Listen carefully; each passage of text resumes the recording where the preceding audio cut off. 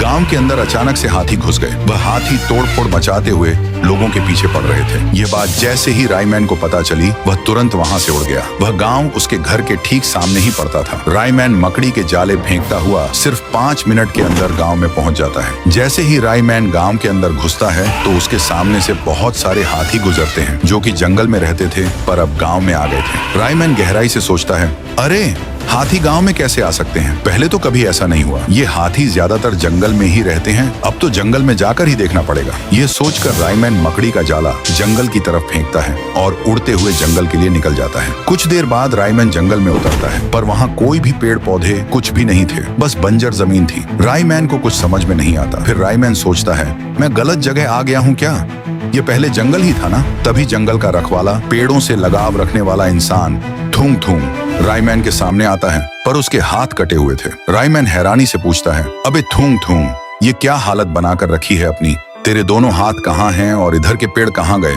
तभी थूंग थूंग रो पड़ा और कहने लगा, यार रायमैन, तुझे बताने जैसा कुछ बचा नहीं है। ये जंगल बहुत खूबसूरत था, पेड़ पौधे, हरियाली, चिड़ियों की चहचहाहट और ठंडा माहौल, हर तरफ सुकून ही सुकून था। इसी सुकून को भंग करने के लिए व्हाइट 444 और पुष्पा आए और जंगल के पेड़ों को बेरहमी से काटने लगे। वो दनादन कुल्हाड़ी पेड़ों पर मार रहे थे। इसी बीच मैं उनके पास गया और बोला, रुको ये सब।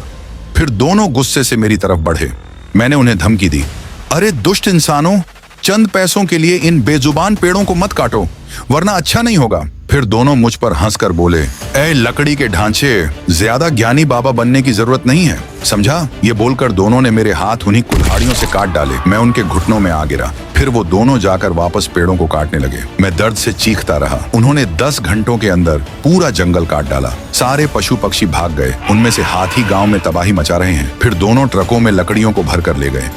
उनकी आखिरी ट्रक अभी अभी यहाँ से निकली है। मुझे मेरे हाथ जाने का दुख नहीं है, बस इस जंगल के उजड़ जाने का दुख है। मेरी आखिरी इच्छा है कि तुम उन्हें जरूर सबक सिखाओ, ताकि आइंदा से वह कभी लकड़ी काटने के लायक ना रहें।